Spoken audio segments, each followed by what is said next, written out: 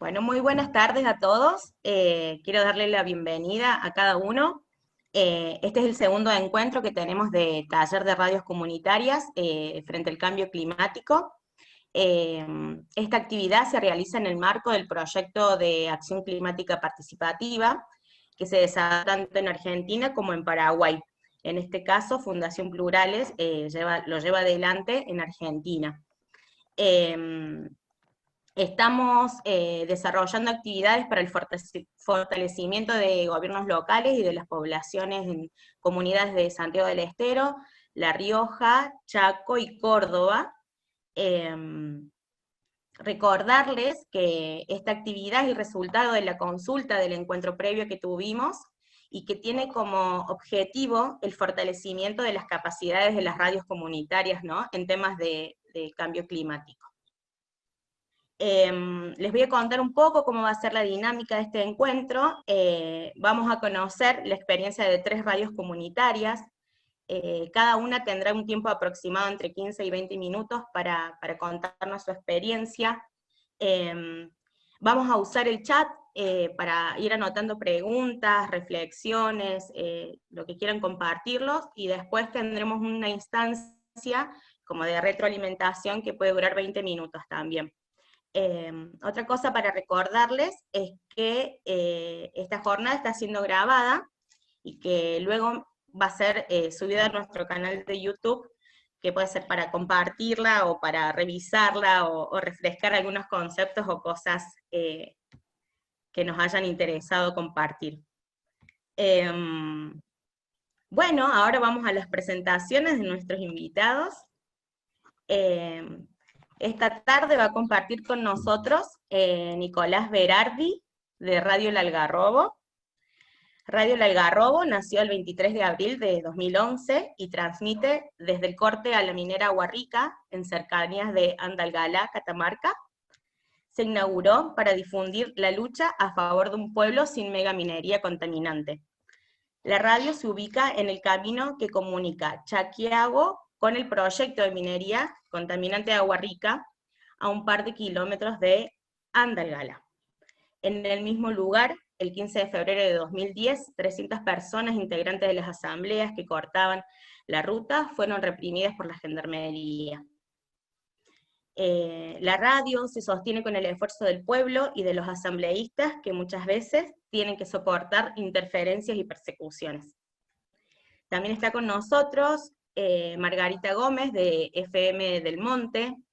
FM del Monte es una de las radios del movimiento campesino de Santiago del Estero, de Mocase, Vía Campesina.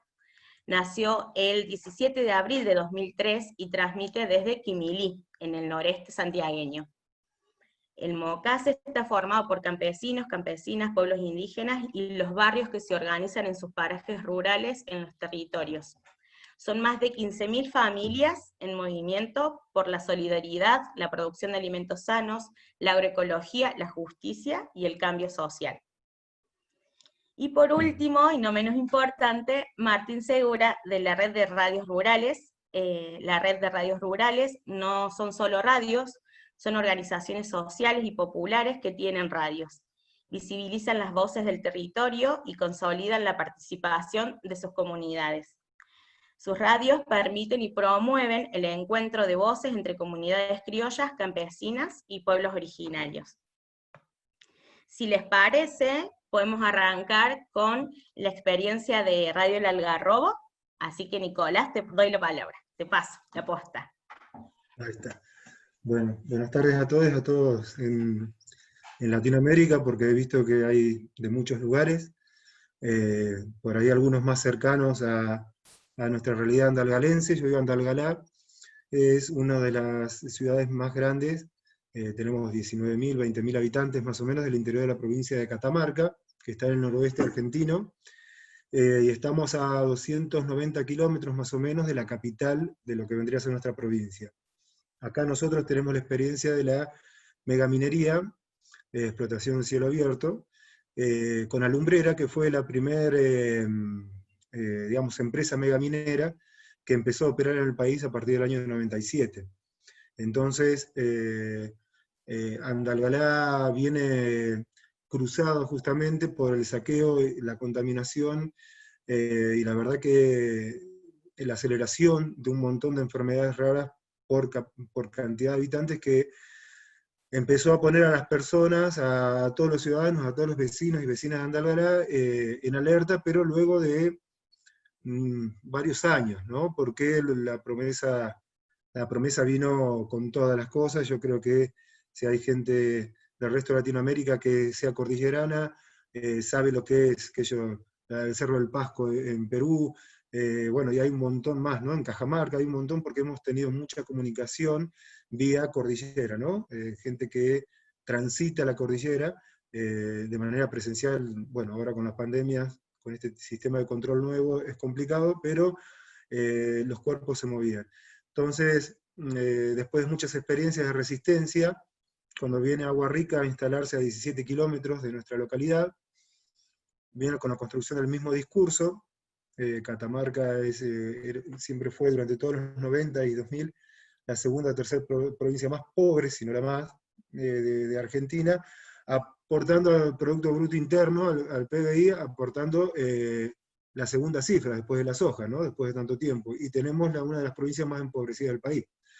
Entonces, ese nuevo discurso comunicacional que se armó desde la empresa llamada Gold, Extrata Cooper, Agua Rica, ¿sí? Así se llama el yacimiento, movilizó a prácticamente el común denominador de la población.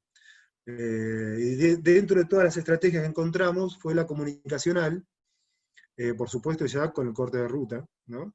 Establecido, pero con una estrategia que a nosotros nos pareció muy interesante, que fue ver qué lugar podíamos empezar con un programa, el primer año de la asamblea, ya después de la represión, y a medida que fuimos encontrando identidad en ese programa, debido a que participamos nosotros en la Red Nacional de Medios Alternativos, ellos se acercaron a nosotros proponiéndonos la posibilidad de construir nuestro propio transmisor. Entonces, con todos los saberes que teníamos entre todos los compañeros, lo que hicimos fue construir todo, la radio desde la antena, cada uno de los hierros, los cimientos, las peceras, todo, la verdad que fue un esfuerzo comunitario, vendiendo muchísimos pollos, vendiendo pan, con la colaboración directa, digamos, de vecinos con muchos materiales. Nuestra estrategia y proyecto político se consolidó a partir de 2011, cuando sacamos primero una caña de tacuara, que fue nuestra primera antena, hasta que pudimos comprar los hierros y armarla. Y bueno, desde ahí venimos funcionando hasta ahora. Tenemos un programa central que es La Voz del Algarrobo, que lo que nuclea fundamentalmente es las problemáticas territoriales vinculadas a la megaminería, y por lo tanto es transversal a comunidades originarias, es también a desalojos de tierras, a encauzamiento y corte directamente de ríos, ¿sí? Desviación de ríos, por ejemplo, también cuando están secando, por ejemplo, aquí en la puna catamarqueña, los humedales de altura, ¿sí? Que esto vendrían a ser los salares, que es donde está el litio.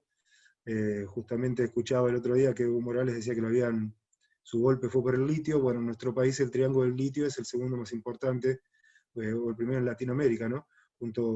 Comprende Bolivia y Argentina y Chile. Entonces nuestra lucha siempre estuvo vinculada a lo comunitario y a esta radio que se formó, cuyo objetivo principal fue el instrumento de lucha. Entonces, con salir en la propia Andalgalá y en la región hasta donde diera la señal de la radio, nosotros siempre estuvimos como muy satisfechos y con mucha fuerza desde ese sentido. Funcionan varios programas bien eclécticos, digamos, ¿no? Porque por suerte tenemos la posibilidad de tener programas vinculados, si se quiere, a la iglesia tercermundista, y programas totalmente vinculados a la lucha por la legalización de la interrupción del embarazo, del aborto. O sea, es bien ecléctica porque comprende no una ideología, sino es una lucha que está cruzada por muchas ideologías, que es en relación al agua. Bueno, nuestra radio funciona desde que la pudimos armar y que la construimos. Siempre estuvimos sin internet, yo le contaba a las compañeras antes de poder armar este Zoom, que para mí es el primero, sepan si me acelero o no, discúlpenme. Pero bueno, nosotros armamos siempre con la idea de poder salir a internet, y la vez que lo pudimos hacer en el año 2012, hicimos un corte de ruta durante 20 días de la minera que comprendió toda la ruta 40 desde Mendoza hasta Salta, y cuando empezaron a caer todas las represiones sucesivas por la ruta 40, a nosotros nos reprimen siempre las policías. El gobierno nacional, por una cuestión de ley, ¿sí?, no puede reprimir en caso de problemas megamineros, porque está, nosotros tenemos acá la OFEMI, que es la Organización Federal de Estados Mineros, que tiene una propia seguridad, una propia policía y un propio protocolo de seguridad. La última represión fue en Cerro Negro, que fue tremenda, pero bueno, como esta tuvimos muchas, y dentro de esa, la radio, cuando pudimos salir por internet, sitiaron la ciudad durante 15 días, concejales del Frente para la Victoria, las patotas mineras y la policía, y los vecinos quedamos adentro, y ahí realmente después de un año de funcionamiento nos dimos cuenta la llegada que tenía la radio, porque vinieron vecinos y vecinas muy mayores de edad a llenarnos de chapa. Yo entré a las 9 de la mañana a hacer el programa de La Voz del Algarrobo, que hace 9 años que lo hago, y resulta que vi que el sol se ocultaba, y bueno, y habían traído chapas todos los vecinos, y nos armaron todos con chapas para que no nos corten y no se puedan meter adentro, y bueno, el pueblo armado, porque sinceramente ese momento estuvo armado. Repelimos a la policía pudo llegar hasta una cuadra de la radio nomás. Y nos dieron de baja, por supuesto, a las 4 o 6 de la tarde nos voltearon la señal, y hasta el año 2016 no pudimos volver a tener salida por internet, donde a los 2 meses de salir por internet, la minera nos denunció al ENACOM, y el ENACOM, que es el Ente Nacional de Comunicación en Argentina, vino y nos tuvo 8 meses clausurados, hasta que, bueno, hicimos las formas técnicas que nos pedían nuevamente, hicimos un amparo ante la justicia, y largamos de vuelta las transmisiones, y bueno, ir reconstruyéndonos de vuelta desde también la territorialidad. O sea que en estos del 2011 hasta ahora, en estos 9 años, la verdad que hemos tenido muchísimas intervenciones del Estado nacional y provincial en relación a la posibilidad de funcionamiento. Es una experiencia hermosa, es una experiencia para defender, es una experiencia para valorar, porque comprendimos que lo que sucedía en Andalgalá tenía entidad y noticia propia, y se necesitaba inevitablemente por parte del pueblo andalgalense la posibilidad de construir las propias noticias. Cuando nosotros nos reprimen, cuando, por ejemplo, los portones de las mineras no te dejan pasar, cuando hay amedrentamientos hacia vecinas o mujeres que son parte de la asamblea o parte de los caminantes de la plaza, que hace 10 años que se camina en la plaza todos los sábados, llevamos 600 caminatas, vamos a cumplir ahora, 600 marchas. La verdad que se reacciona utilizando la radio siempre como la posibilidad de comunicar hacia dónde la energía de la ciudad de Andalgalá tiene que ir moviéndose. Es interesante porque no es que uno construye el discurso, sino que las noticias que nos van llegando los vecinos van dándole forma a lo que realmente pasa dentro de nuestra ciudad. Y también nos da posibilidad de lucha mediante la salida de la Red Nacional de Medios Alternativos a que nos cuelguen los programas, ya que no podemos tener internet. Imagínense, hace 9 años que estoy operando, yo por ejemplo que soy operador y, bueno, y de todo un poco, en realidad hay frontón y eso, opero con las mismas carpetas de música. Así que para los que están haciendo radio sabrán lo que es no poder, digamos, acceder a un audio en vivo, por ejemplo, a un testimonio. Entonces siempre con los teléfonos hacemos lo que podemos, y bueno, y dentro de los grandes logros, creo yo, y las cosas hermosas, es que hay un montón de personas que nos transformamos en comunicadores sociales a partir del esfuerzo de confiar en la palabra que podíamos ir construyendo. No en vano los que primero agarramos por ir a posta fuimos los docentes, ¿no? Que tenemos esta cuestión de meterle palabra a todo. Pero lo interesante fue eso, ¿no? Que también la docencia, si uno la practica desde el punto de vista de la experiencia, hace que vos tomes la palabra, pero inevitablemente el que la escucha la quiere tomar también porque es una palabra que es inclusiva. Entonces, desde ese lugar creo que es lo que nos permite seguir funcionando, porque nos han... Bueno, yo creo que las compañeras ahí del Mocase también deben saber lo que es que les quieran prender fuego a la radio, que cuando vos estés saliendo esté la policía esperando solamente a los más pibes, para pedir todos los documentos, para cacharlos, para llevárselos, porque estuvieron en la radio.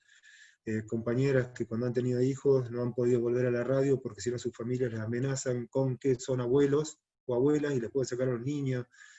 Es muy bravo territorialmente hacer una comunicación desprendida de los poderes, digamos, hegemónicos. Porque en el funcionamiento dialéctico, lo que para nosotros se transforma en un discurso, por lo menos durante 10 años acá de Frente para la Victoria en el gobierno, nosotros usamos a Mercedes Sosa, que es, es un baluarte y un estandarte de lucha, y también lo podían usar los mineros, simplemente porque el gobierno provincial y nacional transformaron la megaminería, no la minería, sino que la megaminería en una política de Estado. Entonces, en ese sentido, nosotros tenemos que resistir con la construcción, digamos, territoriales que se han hecho con, no sé, las compañeras de Famatina, de Mendoza, de Hachal, de Salta, las comunidades diaguitas, calchaquíes, que la verdad que en estos últimos 15 años no sé, es muy interesante. Bueno, serán procesos que realmente no me quiero poner a describir, porque nosotros lo que intentamos hacer es comunicar lo que nuestros hermanos comuneros nos traen en comuneras, pero no voy a encarnar un discurso que por ahí, bueno, uno es medio respetuoso en ese sentido. Y la verdad que, bueno, esa es la experiencia de Radio El Algarrobo, que seguimos todos los días, todos los fines de semana, seguimos siendo el grupo que nos juntamos, tenemos asambleas todos los domingos, y las últimas cosas que hemos tenido es que la megaminería, con esto de la pandemia, como sabemos que es una cuarentena selectiva, digamos, porque en nuestro territorio argentino la megaminería está declarado como una actividad esencial, debido a que el plan de canje de la deuda han sido los recursos naturales, ¿no? Recursos estratégicos, como se dice. Entonces, es una lucha compleja también contra la incomprensión del Estado, ¿no?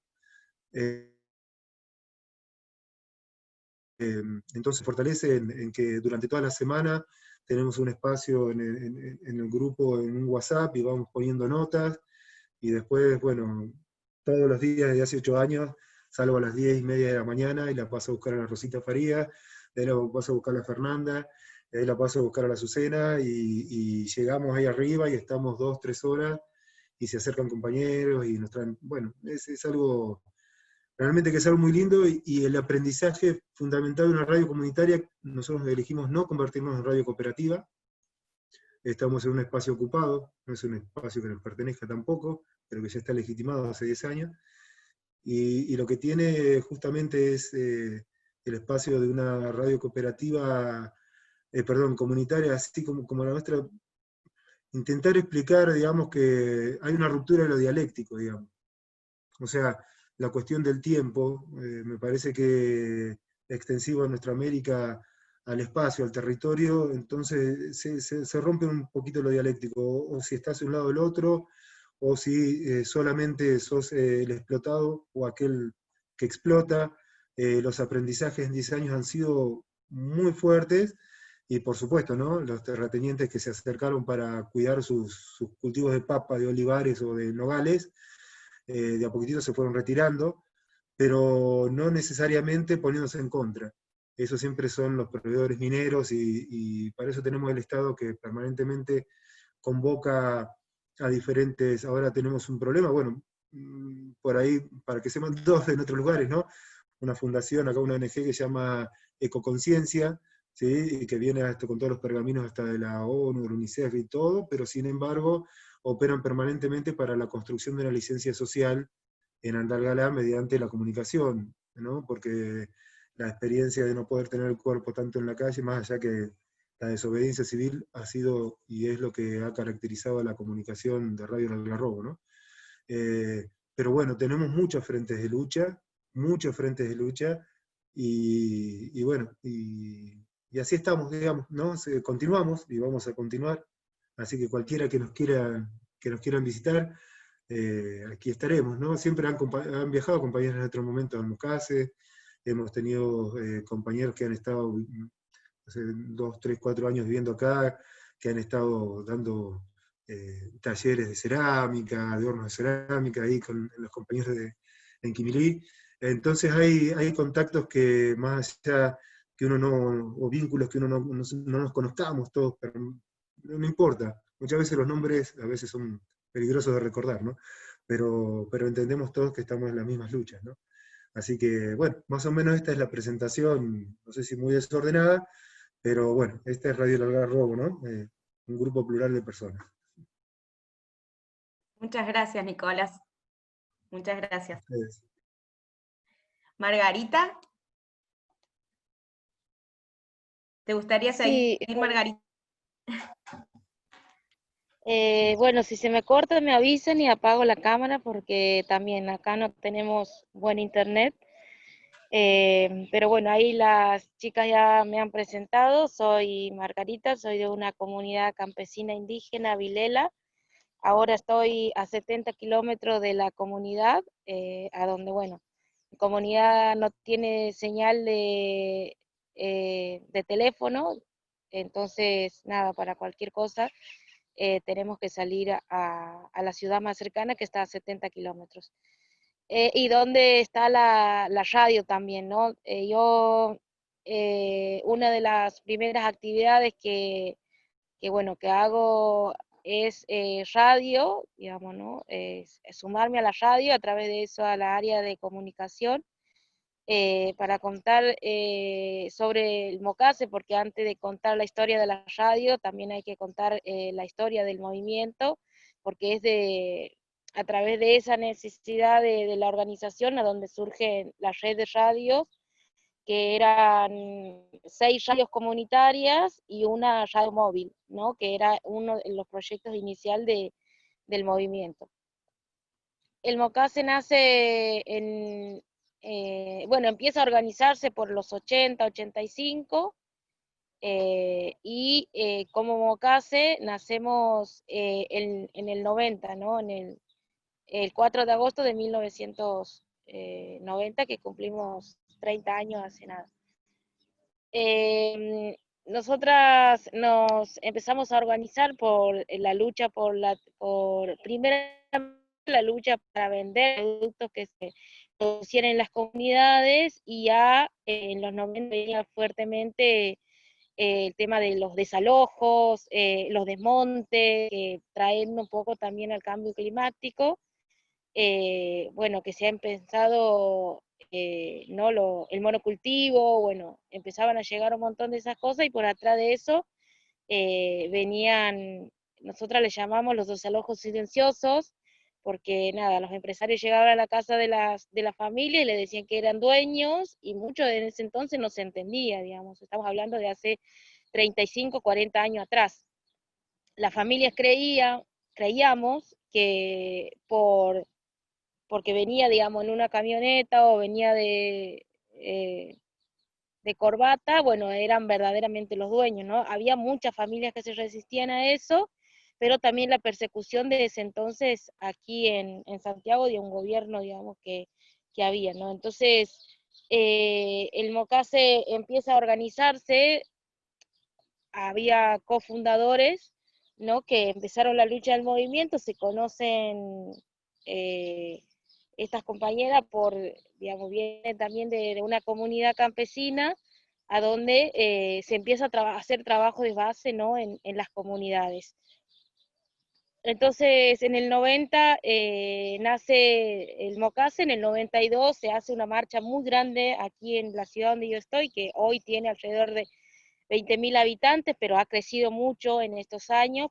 Anteriormente era muchísimo más chica, pero se da en Santiago del Estero una marcha de 2.000 campesinas y campesinos de todo en Santiago. Entonces en ese momento, digamos, una marcha fue como muy visible, le llamamos la marcha del cencerro, porque muchas marchamos, digamos, a caballo, bueno, en ese entonces trajimos cabra, bueno, un montón de esas cosas del campo, ¿no? Entonces, eso fue una marcha histórica en Santiago del Estero y en Argentina. Entonces, a través de eso empieza a hacer la conocida las luchas que se estaban dando en Santiago del Estero, digamos, obviamente se empezaban en el 85, en el 80 se empezaron a organizar las familias más silenciosamente, y en el 90 es como aparece la organización que se venía construyendo en estos años. Se empieza a correr, digamos, las voces de que había una organización que estaba defendiendo. En ese momento nosotras estábamos por la lucha por la tierra, después eso fue cambiando a lo largo de los años, no sé, se convirtió en la lucha por la educación, por la lucha por la salud, la producción y la comercialización, la defensa de los territorios, ya no era solamente el pedazo de tierra, sino todo el territorio. Se empezó a parar topadora en todos los lugares, las familias han sido desalojadas, sus ranchos han sido quemados, pero no sé, ponele que cuando mucho un mes ya estaban de regreso por el acompañamiento de las otras comunidades, de otras localidades, y ahí se da una lucha muy fuerte en La Simona, en el 2001, a donde compañeras que se estaban organizando en los barrios de Buenos Aires, en Monte Grande, que en ese entonces eran Cercupo, y son Movimiento Nacional Campesino Indígena de Buenos Aires, se enteran de las luchas que se estaba dando en Santiago del Estero. Entonces un grupo de compañeras, que hoy es el secretario del secretario de Agricultura Familiar Campesina Indígena, Miguel Gómez, que con un grupo de compañeras vienen a Santiago del Estero a ver las luchas que se estaban dando en ese entonces para el lado de los Juríes, que es el límite de Santa Fe para las que no son de aquí de Argentina, ¿no? Para que se ubiquen un poco. Ahí entre el límite de Santa Fe, el Chaco, en esa zona le llamamos la Carpa Negra de La Simona, ¿no? Ahí en ese momento vino en el 2003 o en el 2001, vino como apoyo a toda esa lucha el León Gieco, que eso también trae a que se sigan conociendo más las luchas que se estaban dando en Santiago del Estero, ¿no? Y después, como Movimiento Nacional, fuimos creciendo y hoy somos 11 provincias la que estamos en la vía campesina, en la CLOC Vía Campesina aquí en Argentina. Y ahí, en todas estas luchas, muchos medios, un compañero nuestro trabajaba en un medio gráfico aquí en Santiago, ha sacado 1500 notas de lo que estaba haciendo el movimiento, pero muchos otros diarios sacaban otras cosas, ¿no? Que el Mocase se quedaba con tierra, bueno, lo típico de todos los medios hegemónicos hacia el movimiento, ¿no?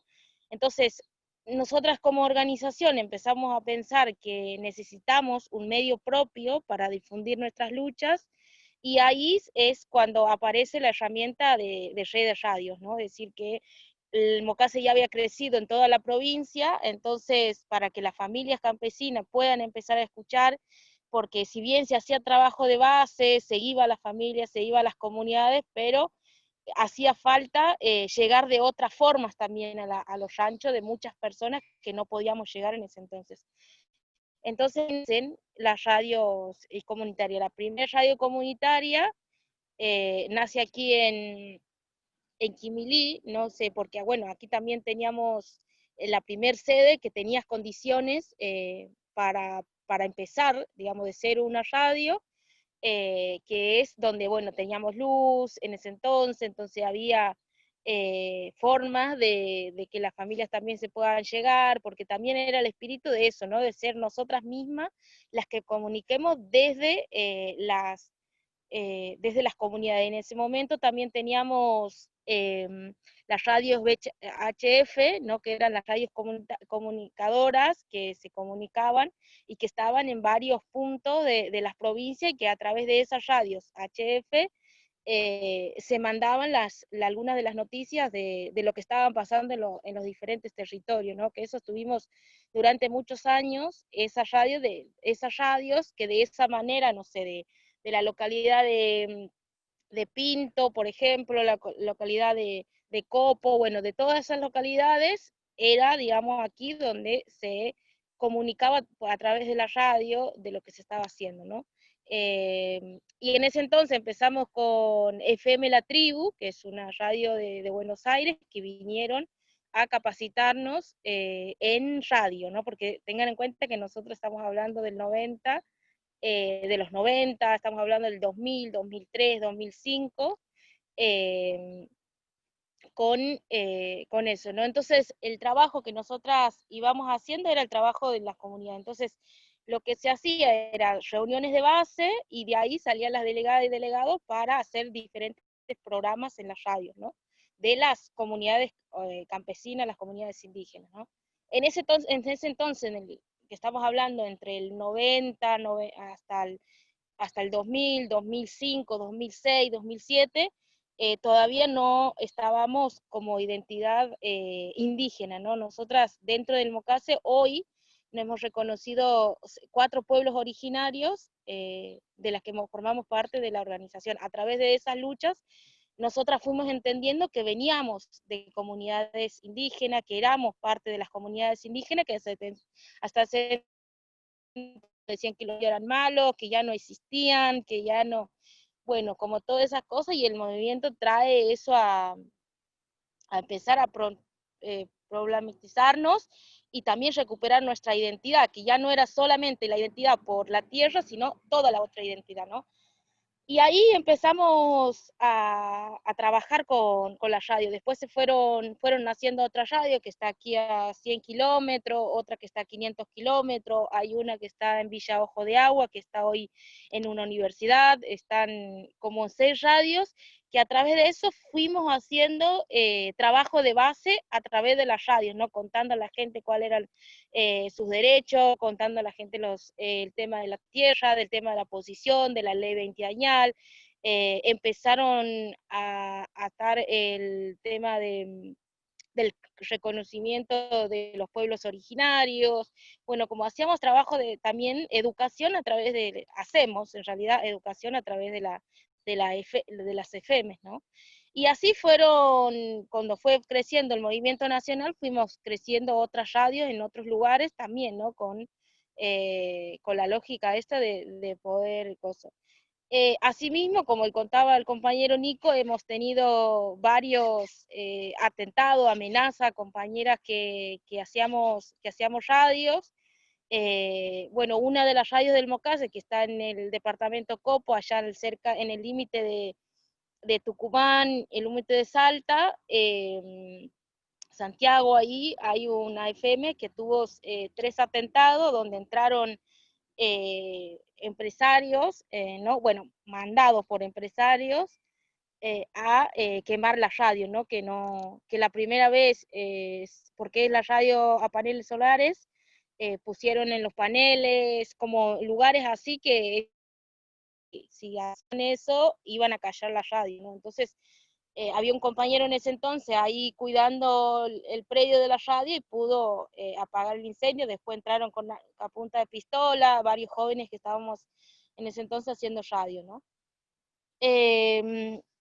A todo esto, después nosotras fuimos creciendo a nivel aquí en Santiago. Bueno, si bien los desalojos han seguido, pero como las familias ya estaban organizadas, sabían a qué organización venir.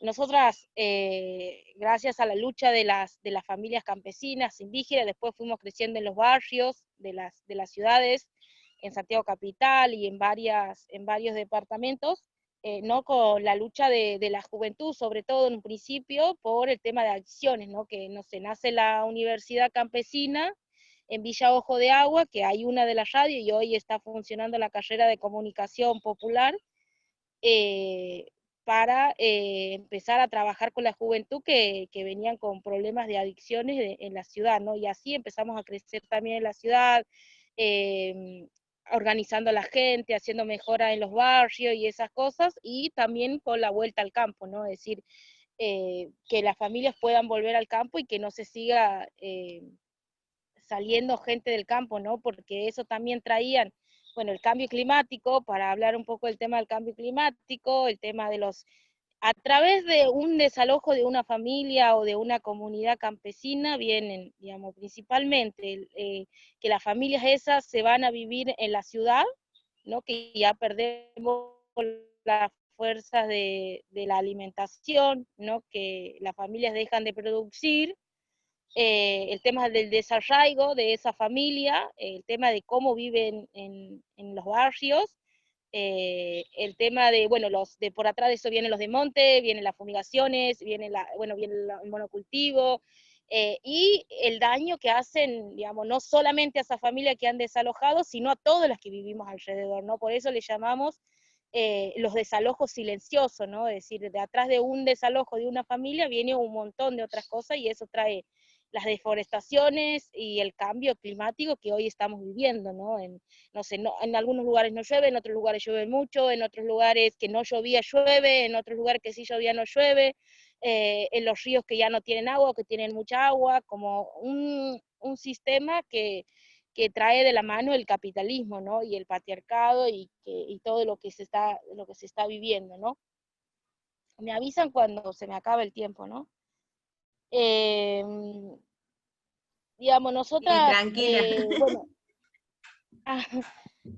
bueno, la carrera de comunicación también nace de estas experiencias de radio que teníamos, tanto como Mocase como a nivel nacional, ¿no? Con otras compañeras y compañeros de las demás provincias, que bueno, es también seguir estudiando el campo de la comunicación, ¿no? Que es un campo de disputas, es un territorio de disputa, el tema de la comunicación. Entonces, es traer eso, y bueno, y hoy 100 compañeras y compañeros de Argentina estamos en la carrera de comunicación, bueno, llevamos 2 años, este año lo vamos a hacer a través de, bueno, virtual, como saben, y bueno, la carrera de psicosocial, la Universidad de Cine, ¿no? Que es otra de las cosas. Bueno, nosotras tenemos también la escuela de agroecología, que es una de las escuelas que nace también del seno de las comunidades, con la necesidad de no solamente defender el territorio, sino cómo hacíamos para que los jóvenes nos quedemos en el campo, ¿no? Que no tiene que ver el presente, sino ver el presente y el futuro, ¿no? De seguir en los territorios. Entonces el movimiento lo que viene trayendo es decir, bueno, creamos nuestra escuela, porque bueno, hace muchos años atrás no había ni siquiera escuelas muchas veces en el territorio, que hoy con las luchas que se han hecho, obviamente, se han ido construyendo escuelas, se han ido construyendo jardines de infantes, en los lugares, colegios, pero eso no basta, digamos, para que la juventud podamos seguir formándonos. Entonces, el movimiento en el 2006 hace una encuesta en las comunidades preguntando a los jóvenes qué quisiéramos estudiar, ¿no? Y de todos esos, de esa encuesta que se hace en toda la provincia, sale la propuesta de una escuela de agroecología, ¿no? Que es una escuela de alternancia, a donde funciona durante una semana al mes en aula y después las otras semanas en la comunidad, ¿no? Con los jóvenes de la comunidad, que bueno, acompañada por las comunidades, ¿no? Y de los barrios también, ¿no? Y bueno, que aquí una de la radio que está aquí nos sirve para eso, ¿no? Para que los jóvenes podamos hacer programa, pero también poder formarnos en la comunicación, ¿no? No solamente en hacer radio, sino otras clases de comunicación, ¿no? Es decir, la radio tiene o trae muchos otros elementos que solamente los estudios, ¿no? Sino tiene que ver también por fuera y de conexión del pueblo. Y la verdad, el pueblo de aquí de Quimilí y alrededores lo ha tomado a la radio como propio, porque es la voz también del pueblo, es la voz de las comunidades, se escucha otra clase de música, nosotras tratamos de los que hacemos programa de radio, los que estamos con la radio, de seleccionar los temas, con las letras, con el significado, la identidad también. Hay compañeros nuestros que siguen hablando el quichua, que también lo pueden practicar en la radio, músicas en quichua, bueno, como todas esas cosas también están presentes en la radio y nosotras vamos hablando con la gente de por qué, digamos, esa identidad. Y ha tomado una identidad la radio, ¿no? Es decir, que también tiene que ver con trabajar el tema de la violencia hacia las mujeres, bueno, hacia la discriminación, digamos, por ser pueblos originarios, por ser de pueblos campesinos. Comunicamos todo lo que se hace, y bueno, y muchos de esos materiales que hacemos también se pasan en las otras FM que están en otros departamentos, ¿no? Pero es una herramienta que nosotras hemos podido utilizar para seguir formando a la gente, para que la gente nos animemos a hablar en un frente de un micrófono, y que las familias también nos sigamos organizando, ¿no? Hay mucha gente todo el tiempo aquí en la sede donde yo estoy y en las otras sedes, todo el tiempo llega la gente diciendo, bueno, he escuchado por la radio, y todas esas cosas, ¿no? Entonces es una herramienta que para las organizaciones y para los pueblos, que nos podemos apropiar y que podamos tener una identidad, es lo que también nos sigue haciendo, y que seamos nosotras mismas lo que hablemos por nosotras mismas, ¿no? Nosotros tenemos nuestras propias voces, y bueno, y son nuestras propias voces las que tienen que tomar conciencia, y bueno, y este trabajo que hoy se está haciendo con el tema del cambio climático, también se viene haciendo de hace muchos años por las FM, ¿no? Nico, bueno, contaba un poco de la lucha de los pueblos, ¿no? Contra la minería, y bueno, y aquí contra los desalojos, también contra la minería en Villa Ojo de Agua y el límite de Córdoba, para los que no son de Argentina, que también ha habido una lucha grande, y que ha estado la radio ahí y la Universidad Campesina para apoyar esas luchas, y la organización, ¿no? Es una comunicación también, un movimiento sociales, ¿no? Bueno, después dejamos para si alguien tiene alguna pregunta o algo. Dale, muchas gracias, Margarita. Muchas gracias. Martín, ¿te damos paso? Bueno, muchísimas gracias. Un gusto de estar hoy acá con ustedes.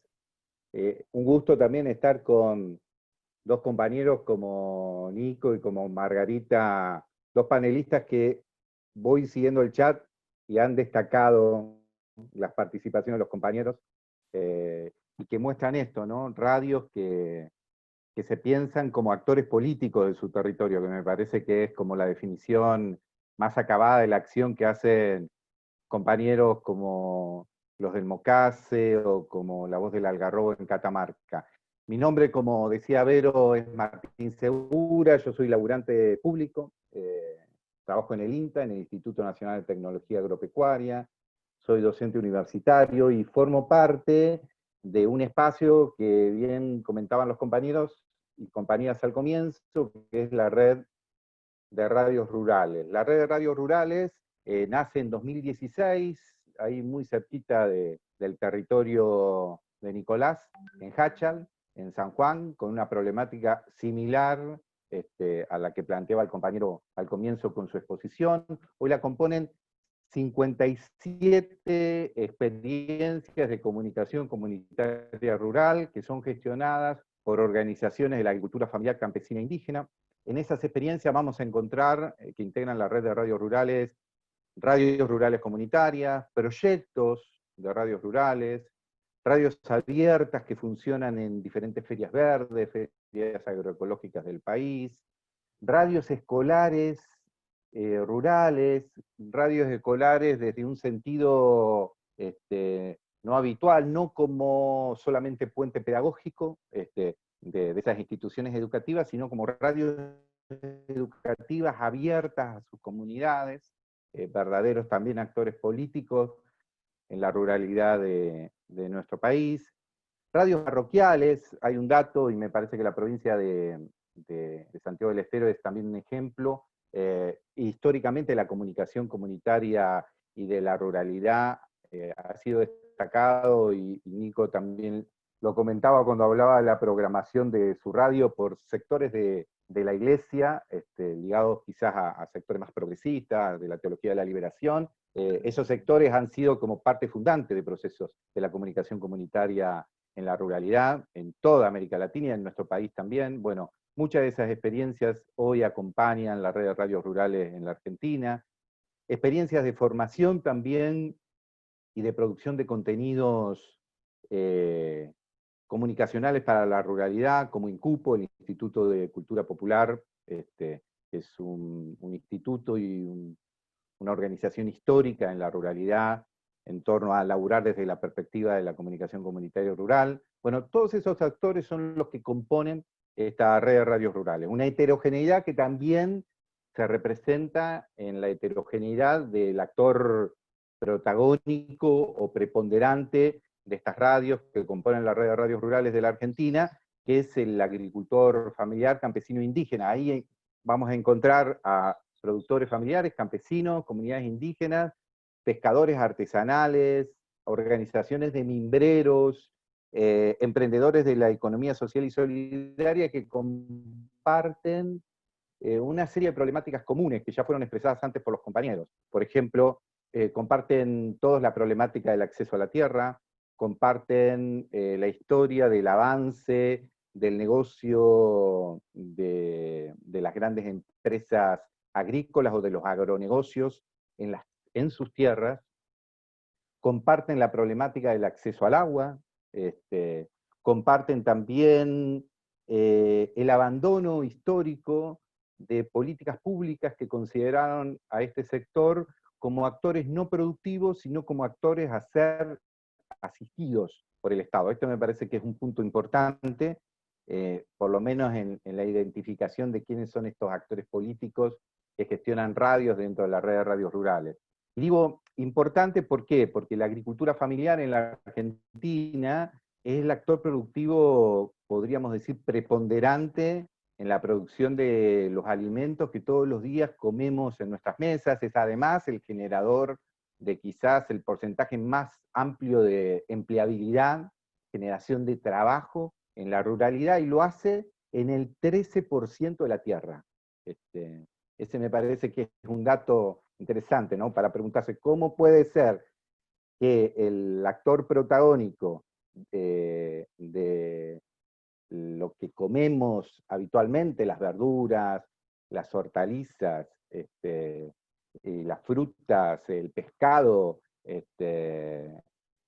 los productos tradicionales, ¿no?, que comemos en nuestras mesas, lo haga solamente en el 13% de la tierra, y ese me parece que es un dato interesante. Y quiero marcar un punto más en torno a la composición de la red, para después un poco tratar de explicar el por qué una red, por qué estas organizaciones deciden tener radios, por qué en algún momento se plantean, más allá de las problemáticas que bien detallaban los compañeros al comienzo, que son el enfrentar los desalojos en la tierra, el enfrentar la problemática de la accesibilidad, la problemática del agua, etcétera, etcétera, el impacto, ¿no?, de los agroquímicos. ¿Por qué deciden además sumarse la complejidad de gestionar una radio, con lo que significa gestionar una radio? Antes de eso, quiero contar unos datos más de la composición de la red. Como decían bien los compañeros y las compañeras, son radios que responden antes a una estrategia de una organización. Entonces hay que pensar primero a las organizaciones antes, y a las estrategias de esas organizaciones antes de esa radio. Y son radios que consideran que se hace radio no solamente en un estudio de radio, sino que se hace radio interviniendo en las problemáticas del territorio, abriendo las puertas de la radio muchas veces para que diferentes actores del territorio puedan resolver sus problemáticas, debatir sobre sus problemáticas y diseñar acciones en torno a esas problemáticas. Ese me parece que es otro dato importante. Y otro datito más, para sumar a la complejidad, la integra esta red también trabajadores públicos, en muchos casos provenientes de esas organizaciones que recién marcamos, trabajadores públicos que acompañan históricamente en sus estrategias de trabajo, de extensión en la ruralidad, de comunicación en la ruralidad a estas organizaciones, y además docentes y estudiantes ligados a la comunicación. Eso también abona la complejidad de esta red de radios rurales. Y un dato que también me parece interesante remarcar, no es una red más de radios, porque consideramos que hay redes concretas que acompañan la gestión de los medios comunitarios en la República Argentina. Nicolás lo nombraba recién, la Red Nacional de Medios Alternativos, AMAR, la Asociación Mundial de Radios Comunitarias, FARCO, el Foro Argentino de Radios Comunitarias. Esas son las redes tradicionales que de alguna manera gestionan las problemáticas de las radios comunitarias en la Argentina. ¿Por qué se conforma esta red de radios rurales? Simplemente por buscar un espacio que nucleara la temática y la problemática de la ruralidad, y que reuniera a organizaciones vinculadas a esa temática, ligadas básicamente en lo que denominamos el sector de la agricultura familiar, campesina e indígena. ¿Y por qué se conforma una red? A mí me viene a la cabeza, en alguna de las actividades de la red que hemos tenido a lo largo de estos años, la palabra de una productora familiar de Goya, de Corrientes, la provincia de Corrientes, es una provincia de nuestro NEA, junto al río Paraná, que decía: nosotros aparecemos en los medios de comunicación solo cuando se informan en esos medios de comunicación las necrológicas. En ese taller quedamos todos enmudecidos cuando la compañera dijo eso. Y es verdad, en muchos casos, esos actores anónimos de la agricultura familiar, de campesina e indígena, eran conscientes de que aparecían en esos momentos, cuando no estaban más en la vida, ¿no? Como decía esta compañera, aparecemos en los medios de comunicación en las necrológicas. Y creo que ese fue uno de los impulsos de la conformación de radios rurales gestionadas por organizaciones de la agricultura familiar, campesina e indígena, y de esta red que reúne a estas radios que gestionan organizaciones de ese sector. Si yo tuviera que plantearme los por qué ordenados de esta red, empezaría uno por esto, que Nicolás lo decía hace un ratito y creo que Margarita también. La comunicación empieza a atravesar en un momento histórico en nuestro país, empieza a atravesar las estrategias de las organizaciones, en el caso que nos refiere a nosotros, a la red de radios rurales, a las organizaciones de la agricultura familiar, campesina e indígena. La comunicación no era históricamente una estrategia preponderante de esas organizaciones, y en un momento histórico lo pasa a ser. A mi entender, hay una bisagra, podemos coincidir o no con muchos compañeros, yo creo que es una bisagra, que es una reglamentación en la República Argentina que se conoció como la 125, que fue una reglamentación que de alguna manera marcaba retenciones a productos de la agricultura que eran exportados, ¿no? Trigo, maíz, cereales, etcétera, etcétera, ¿no? A partir de la reglamentación de esa disposición, de la 125, hubo una movilización muy importante, básicamente de sectores ligados a los agronegocios, que intentaron parar y frenar esa reglamentación. Y dentro del universo del campo se dio, me parece que una discusión interesante, y dentro de la agricultura familiar, una discusión interesante que, mientras estas organizaciones empresariales decían que lideraban una medida nacional que representaba al campo, muchos sectores de la agricultura familiar decían que las problemáticas de buena parte del campo, de la agricultura familiar, campesina e indígena, no se veían reflejadas en ese reclamo. Ahí en ese reclamo no estaban los reclamos en torno al acceso a la tierra, no estaban los reclamos en torno al impacto de los agronegocios y los agroquímicos, no estaba reflejado el impacto del avance de los agronegocios sobre los bosques nativos, no estaban reflejados. Y yo creo que ese proceso generó un proceso también de conciencia y una necesidad, como decían los compañeros previamente, de protagonizar las estrategias de comunicación y de pensar como estrategia la comunicación. Ese me parece que es uno de los puntos que nos permite, por lo menos en la Argentina, hablar de radios rurales gestionadas por organizaciones de la agricultura familiar y que conforman la red de radios rurales de la Argentina.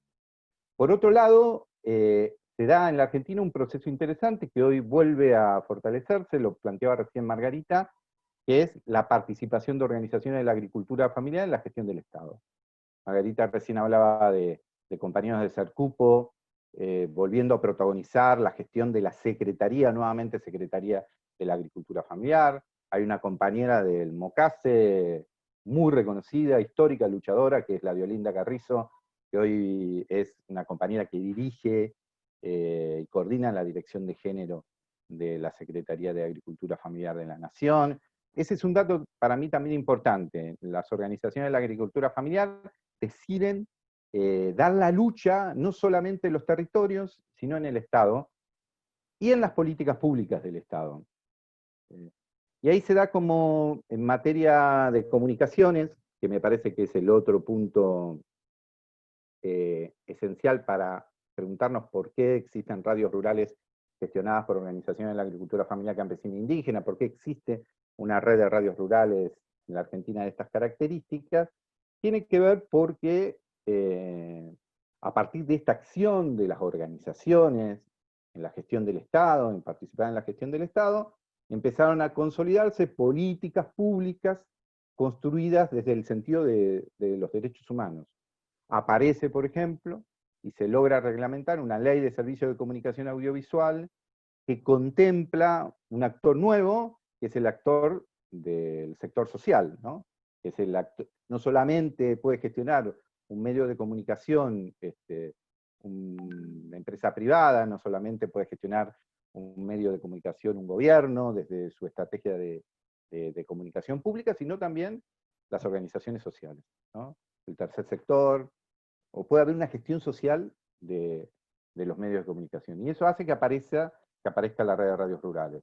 En el caso de la ruralidad hay un proyecto muy importante que es como bisagra a la conformación de la red, que es una política pública que se llamó Sembramos Palabras, Cosechamos Derechos, una política pública impulsada en 2015 desde el Ministerio de Agricultura a partir de la gestión de la Secretaría de Agricultura Familiar y el INTA y el Foro Argentino de Radios Comunitarias, que instala 19 radios rurales, entre ellas una radio del MOCASE en Las Lomitas, que por ahí los compañeros me pueden ayudar a recordar su nombre, pero 19 radios rurales gestionadas por organizaciones de la agricultura familiar campesina e indígena en 12 provincias del país.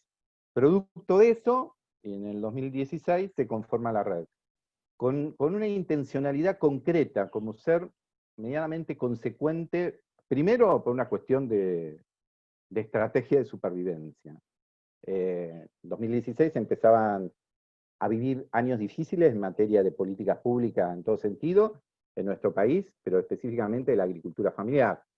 Se vaciaba la Secretaría de Agricultura Familiar, se despedían a 500 trabajadores de la agricultura familiar campesina e indígena, públicos que acompañaban esos procesos, se desfinanciaban todas las líneas que tuvieran que ver con la agricultura familiar, se detenía lo que ahora parece ser que a partir de una reglamentación podría volver a funcionar, que es la Ley de Agricultura Familiar Campesina e Indígena, una ley construida desde las organizaciones, desde esta pelea de las organizaciones dentro del Estado, o sea, por primera vez una ley que consideraba a estos actores como actores productivos en materia de políticas públicas. Este escenario hace que, por un lado, se conforme la red de radios rurales, y como me parece interesante también remarcar, y ya analizando el hoy, ¿no? Como una estrategia de trabajo en red. Las 57 experiencias que están en 17 provincias, que responden a organizaciones del sector, consideran que una salida hoy importante y que tiene que ver con fortalecer las estrategias del sector de la agricultura familiar tiene que ver con el trabajo en red. Y ese trabajo en red ha permitido diferentes resultados concretos. Por ejemplo, un resultado concreto de ese trabajo en red es otra manera de acceder a las políticas públicas. No es lo mismo acceder a una política pública yendo individualmente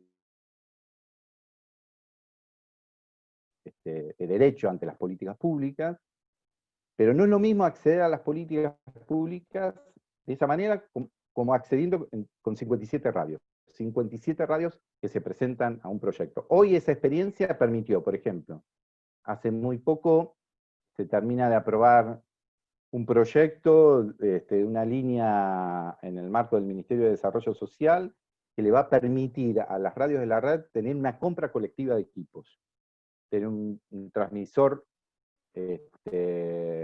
regulable en su dial, poder comprar un equipo de exteriores, poder comprar micrófonos, poder comprar consolas de uso colectivo. O sea, materiales de equipamiento que van a usar y gestionar las 57 radios, desde la estrategia colectiva que se dan esas 57 radios, y que estarán a disposición ante cualquier problemática. Hay una radio que tiene un problema con el transmisor de compra colectiva estará en ese lugar para poner nuevamente en funcionamiento esa radio. Ese es uno de los logros. Otro de los logros de la red tiene que ver con, y este es un dato también interesante, el 50% de las radios que integran la red, más allá de existir una ley de servicios de comunicación audiovisual reglamentada en el 2013, el 50% no está regularizada su situación. Ese es un dato de una de las fallas, me parece, de esta política pública, y de las idas y vueltas en materia de disputa de la aplicación de esta política pública, que es la Ley de Servicios de Comunicación Audiovisual. El laburo en red hoy permite habilitar una mesa de trabajo que va a tener la red de radios rurales con ENACON, el Ente Nacional de Comunicaciones, para que se inicie un proceso de regularización de ese 50% de las radios de la red que no están regularizadas, que permitiría acceder a una licencia, acceder a un permiso, pero además acceder a políticas públicas, acceder a políticas de pauta, ¿no? Esa me parece que es otro de los beneficios del trabajo, del pensarnos en red, ¿no? Y de trabajar en red. Otra cuestión tiene que ver con acciones en red en materia de políticas públicas. Una de las acciones que se están empezando a hacer entre algunas de las radios es empezar a poner en discusión en los municipios, en las provincias, en donde funcionan estas radios, el tema de la pauta pública. Una pauta pública a la que los medios comunitarios no acceden. Entonces, hay una estrategia concreta de llevar a los consejos deliberantes y a los ejecutivos de los municipios, llevar a las cámaras de diputados y senadores de las provincias, esta cuestión, ¿no? de que la pauta pública también sea distribuida en los medios de gestión social. Esa es otra de las estrategias que se pueden pensar en red y que pueden ser más efectivas. Si se piensa de golpe en 57 radios que están en otros tantos municipios y que responden a 17 provincias, ¿no? Es una estrategia que, si sale coordinada, o medianamente coordinada, o estratégicamente coordinada, puede ser más poderosa. Otra estrategia que me gustaría dejar como ejemplo del por qué trabajar en red, o por qué la red de radios rurales comunitarias trabaja en red, es la producción de contenidos. Hay una gran falencia, en muchos casos. El lunes tuvimos el 5º encuentro, en este caso modalidad COVID, virtual, de la red de radios rurales, donde participaron unos 100 compañeros y compañeras. Una de las cuestiones que marcaban como problemáticas en el marco de esta pandemia que estamos atravesando tiene que ver, y que es una problemática histórica de nuestras radios gestionadas por organizaciones, en nuestro caso la agricultura familiar, campesina e indígena, la producción de contenido. A veces las dificultades que hay en materia de producción de contenido. Pero la estrategia en red nos permitía y nos permite tener una estrategia más sólida de la producción de contenido. Y hay un ejemplo que lo demuestra, que creo que Margarita lo mencionaba, y me parece que es como un dato interesante a seguir y acompañar. Yo, ni bien corte la intervención, puedo buscar algunos links para dejarlos acá en el chat y aportárselos. Fue una estrategia que se Así dieron... como 4 minutitos estaríamos teniendo, Martín. Dale, y ya lo cierro, bueno. Una de las estrategias fueron, en el caso de las radios rurales, con algunas radios de Farco, de fortalecer e impulsar un noticiero de estas radios rurales que empezaron a construir contenidos concretos en torno a los incendios que estaba viviendo la provincia de Córdoba, y que vive la provincia de Córdoba, que no eran considerados en la agenda de los medios nacionales, ni tampoco en los medios de la provincia, y que eran considerados en sentidos distintos. Ninguno de los medios hegemónicos de la provincia y de la nación decían que había otros intereses detrás de esos incendios, que tienen que ver con el avance de los negocios inmobiliarios en los bosques nativos. Y ese es un dato importante, que reconstruyeron en una estrategia de producción de contenidos, unas 8 radios de la red de radios rurales y de Farco, produciendo información con vecinos y con organizaciones de lo que estaba sucediendo en materia de los incendios. Bueno, y después, como para sintetizar, voy a tomar de esos 4 minutos que me dijiste, Vero, 2. Me quedan 3. Bueno, tomo 1 y medio. 2 cositas más. La estrategia de redes permite, además, pensar contenidos que revaloricen las culturas locales. Les voy a pasar, después de la intervención, un link muy interesante de una campaña que hicieron las radios de la red, que se llama Músicas y Territorios, que fue un disco que produjeron la red de radios rurales y las radios, en donde se pueden escuchar las canciones y las voces de los cantores populares que acompañan cada una de las luchas de la agricultura familiar en los territorios. Un disco maravilloso que acompañó no León Gieco, como en el caso de los compañeros del Mocase, sino Julia Senco, contando algunos de esos lugares, pero que reivindica el laburo de esos músicos populares que acompañan las luchas y las peleas de la agricultura familiar en todo el país.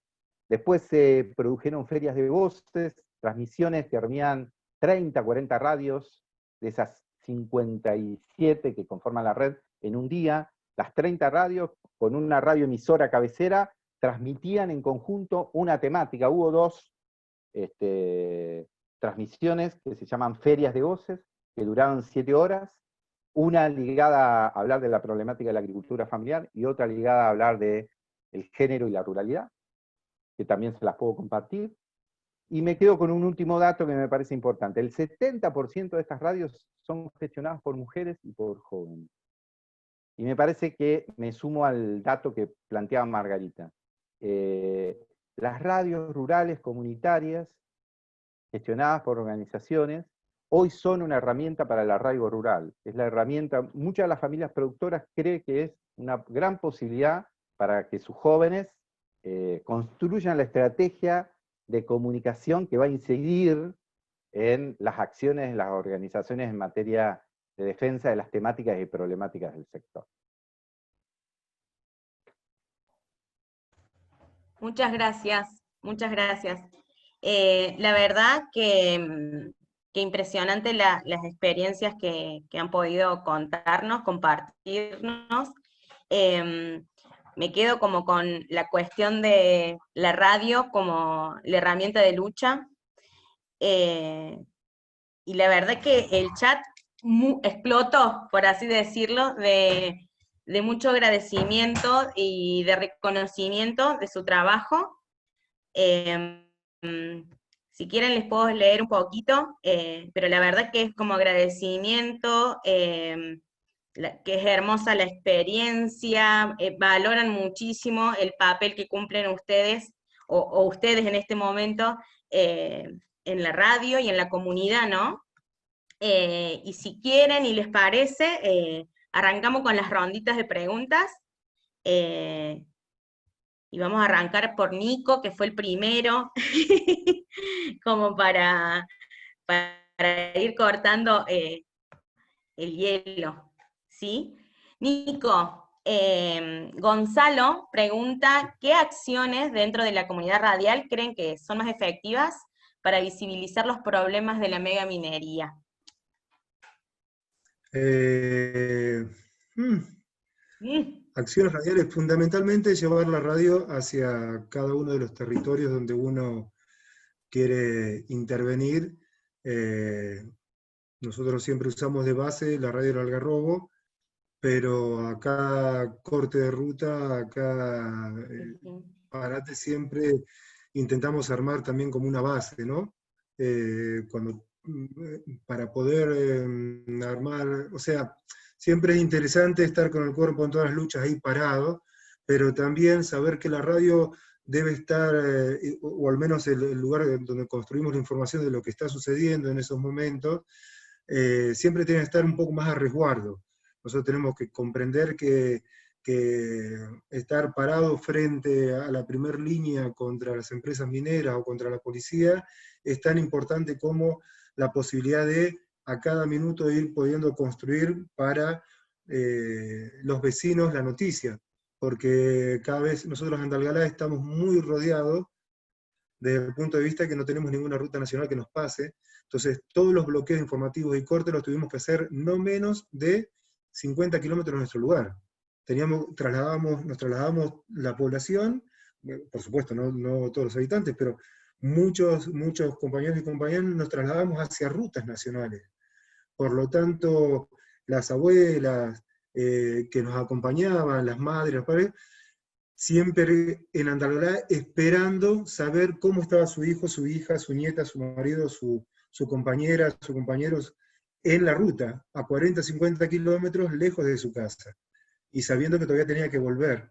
Entonces, esas acciones, digamos, de comprender que para tener acciones territoriales, la radio también se transforma en la garantía de la seguridad de los compañeros que tienen que viajar a hacer esas acciones, porque en caso de que pasara cualquier cosa, acá las familias reaccionaban permanentemente en los poderes locales, ¿no? Desde el Muchas punto de gracias. vista, digamos, territorial y de ese tipo de lucha, ¿no? Se Sí, hacen sí, muchas acciones, ¿no? Hay miles de acciones. Nosotros habilitamos la radio, estuvo re lindo, compañeras dieron clases, digamos, clases justamente por la pandemia, acá no hay Zoom, casi nadie, o sea, vieron que la educación está sufriendo el mejor sí. momento de su vida, digamos, desde que fue armado el sistema educativo nacional, que es la posibilidad de desestructurarlo tal cual lo teníamos, y por suerte esta interrupción educativa en todo el país trae muchas esperanzas, ¿no? Y dentro de eso es el poder trabajarlos desde las radios comunitarias, como al menos hicimos nosotros y hacen el MOCASE, ¿no? Listo. Muchas gracias. Margarita, otra pregunta también de... Miren, no le puedo dejar de decir ni repetir las felicitaciones que reciben. La verdad, no se los puedo dejar de transmitir, más allá de las preguntas puntuales. Para Margarita, ¿cómo se trabaja con la población rural y grupos comunitarios para que tomen a la radio como un medio amigable para la comunicación de las luchas? ¿Cómo se crean las redes comunitarias entre los diferentes grupos? Pregunta Gonzalo. Sí, bueno, yo cuando habíamos empezado había dicho que las radios, las 6 radios del MOCASE, de las que estaban ahora y las que pertenecen al Movimiento Nacional Campesino Indígena, son radios construidas desde las bases, ¿no? Desde las bases con las familias, porque entendíamos que era importante poder tener medios propios para comunicar nuestras luchas, para comunicar nuestros derechos y para poder hacer trabajo de base a través de las FM. Obviamente que nunca dejamos de ir a las comunidades, de ir a visitar a las familias, las comunidades se reúnen cada 15 días y las centrales también cada 15 días. Nosotras tenemos centrales de base, ¿no? Que son ver las problemáticas de la comunidad o por alguna otra cuestión, ¿no? y el MOCASE, como a nivel provincial, se reúne, bueno, en cada 3 meses, ¿no? En compañeras delegadas de las comunidades, ¿no? Esta formación, territorio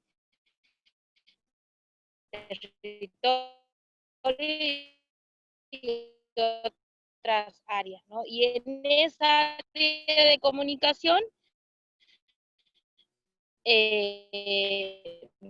vamos planteando diferentes materiales, digamos, que día del público, hasta que llega Macri, ¿no? Y recorta un montón de cosas, pero asimismo las trabajadoras de la Defensoría del Público no dejaron de acompañar a las radios comunitarias, eso lo puede, cualquier radio comunitaria seguramente ha trabajado con la Defensoría del Público, ¿no? Entonces, las compañeras de la Defensoría han tomado no solamente la responsabilidad como un organismo de Estado, sino muchas de esas trabajadoras, a pesar del gobierno que hemos tenido de Macri, han seguido trabajando, ¿no? Y asesorando mucho de eso, y bueno, y muchas de las comunidades nuestras hemos ido viendo qué talleres hacer, ¿no? Junto con la Defensoría, bueno, en principio con la radio de la tribu, y bueno, y con otras redes de radio, ¿no? Que hemos ido.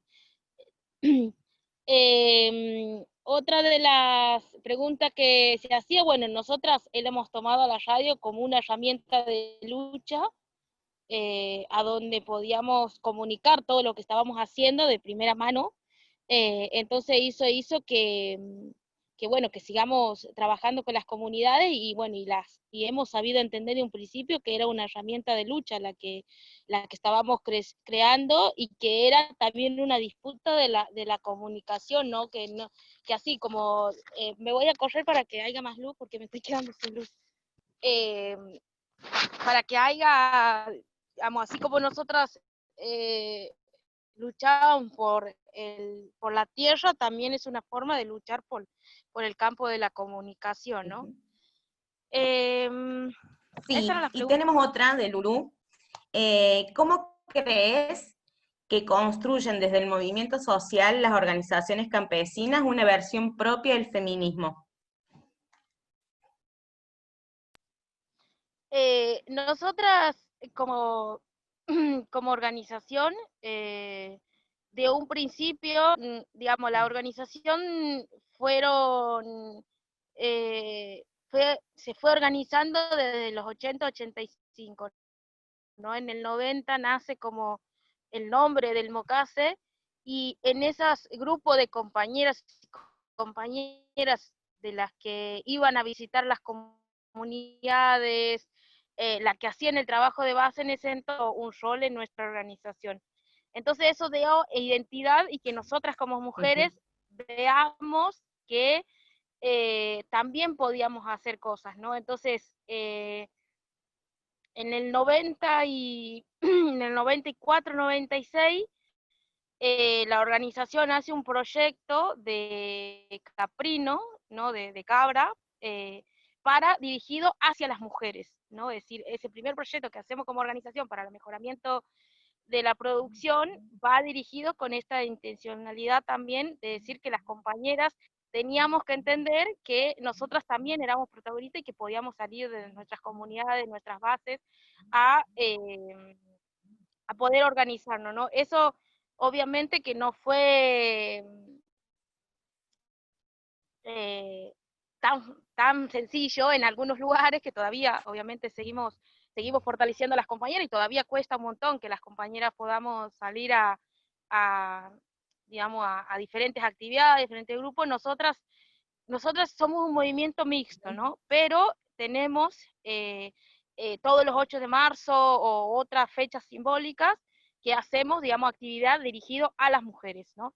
Pero una de las cosas que también hacemos es que no solamente sea un encuentro de mujeres, sino también un encuentro mixto, ¿no? Obviamente que en ese encuentro las mujeres van por un lado y los otros compañeros van por otro lado, porque entendemos también que las mujeres tenemos nuestro momento, ¿no? Nuestro momento más íntimo, pero esas discusiones y esas luchas también se comparten con nuestras compañeras. Nosotras como organización tenemos 5 grupos, 5 ejes, donde cada delegada y delegado de la organización estamos. Yo, por ejemplo, estoy en comunicación, y así otras compañeras están en formación y eso. No tenemos específicamente de mujeres, porque entendemos que las mujeres tenemos que estar en todos los otros espacios, ¿no? Entendemos que nosotras tenemos que tener discusiones en todas las demás áreas, porque si nosotras formamos solamente, específicamente, un grupo de mujeres, vamos a ser las mujeres que vamos a hablar con las mujeres. Entonces entendemos que tenemos que estar involucradas en todo, ¿no? En todas las tomas de decisiones de la organización, del movimiento. Eso también pasa a nivel del movimiento nacional, ¿no? A lo igual que los jóvenes, ¿no? Nosotras no tenemos específicamente un área de jóvenes, sino los jóvenes estamos en todo, pero sí tenemos una articulación de mujeres y una articulación de jóvenes que discutimos ciertos temas para llevar a la organización, ¿no? Tanto las mujeres como los jóvenes, ¿no? Pero no, nosotras fuimos aprendiendo a la par de otras compañeras, seguimos aprendiendo. Nosotras hablamos del feminismo campesino y popular, que es una de las cosas que hemos empezado hace unos años como movimiento a nivel mundial, a nivel latinoamericano, que es la Coordinadora Latinoamericana de Organizaciones del Campo, que es la CLOC, y la Vía Campesina, empezar a trabajar sobre el feminismo campesino y popular, ¿no? Que bueno, que tenemos que estar las compañeras en la lucha no solamente por la igualdad de género, sino en la igualdad de condiciones, y que nos sintamos como mujeres indígenas, como mujeres campesinas, desde lo comunitario, ¿no? Entonces, ese es el trabajo. Obviamente que lo seguimos haciendo todos los días, el trabajo, y que eso vamos a dejar de hacerlo, porque, bueno, pero también las compañeras se animan al ver que otras compañeras andamos y con otras compañeras somos dirigentes. El MOCASI, el Movimiento Nacional, se particular porque nosotras desde un principio hemos tenido un rol importante. No quiere decir que en todos los lugares pase lo mismo o en todas las comunidades sea lo mismo, ¿no? Pero ir hablando con compañeras y haciendo ese trabajo hemos ido, y que también las jóvenes seamos protagonistas. Bueno, yo vengo de una comunidad, y bueno, soy del área de jóvenes y del área de mujeres, ¿no? Y que, bueno, y que lo estamos discutiendo todo el tiempo, y que todo el tiempo están en discusiones, en los trabajos de base, en las escuelas de agroecología, en la UNICAM y en todos los espacios que tenemos como organización, y en las comunidades mismas, digamos. Estamos teniendo en estos últimos años trabajando en los barrios, digamos, con mucha problemática de violencia de género, y que, bueno, que también nosotras vamos aprendiendo de la ciudad también, ¿no? Y bueno, y rompiendo también eso, ¿no? De decir, bueno, todo el rol lo hacemos nosotras en las casas, sino siempre hemos visto, pero bueno, vamos más allá de la lucha por la igualdad, o por los trabajos, o por quién hace el trabajo en la casa. Nosotras, como mujeres indígenas, como mujeres campesinas, vamos por la defensa del territorio, y siempre que viene una topadora o siempre que viene la policía, quienes estamos en la casa somos las mujeres. Entonces vamos ahí al frente de la batalla, siempre, ¿no? Entonces, y eso los compañeros lo saben, y bueno, y vamos trabajando con ellos en muchas cuestiones, porque nosotras entendemos que la lucha de las mujeres va a ser la lucha de las mujeres, pero también tiene que ser de nuestros compañeros y de nuestros hijos e hijas, ¿no? Entonces, eso. Gracias, Margarita.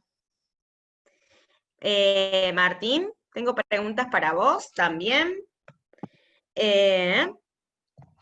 Eugenia dice, pienso en la importancia de la participación de jóvenes y niños en la agricultura familiar. ¿Cómo se equilibra, con la concepción de trabajo infantil? Qué temita, ¿eh? Mm. Qué tema. A ver, pienso en dos cosas. Primero, la agricultura familiar es un proceso de producción que interviene toda la familia. Digo, hay una cuestión hasta cultural, en muchos casos ancestral, de participación de las familias en los procesos de producción, ¿no? En los que se involucran. Y en esas familias también está el acompañamiento de los chicos. Hay una cuestión histórica, digo, quizás no sea yo el que tenga que ahondar en esa cuestión, sino que sean las propias organizaciones de la agricultura familiar las que reflexionen sobre eso.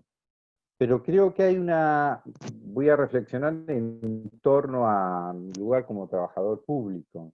Yo creo que estas cuestiones de participación de los pibes y las pibas de la agricultura familiar, en el trabajo de la agricultura familiar, se modifica siempre que haya políticas públicas que accionen en torno a eso. Y yo creo que hoy se vive, en la gestión del Estado, iniciativas que tienen que ver con eso. Digo, si hay políticas públicas que permiten el acceso al agua en la ruralidad, va a haber menos pibes que dediquen tiempo a ir a buscar agua para ayudar a sus familias. Y van a dedicar ese tiempo a jugar, por ejemplo.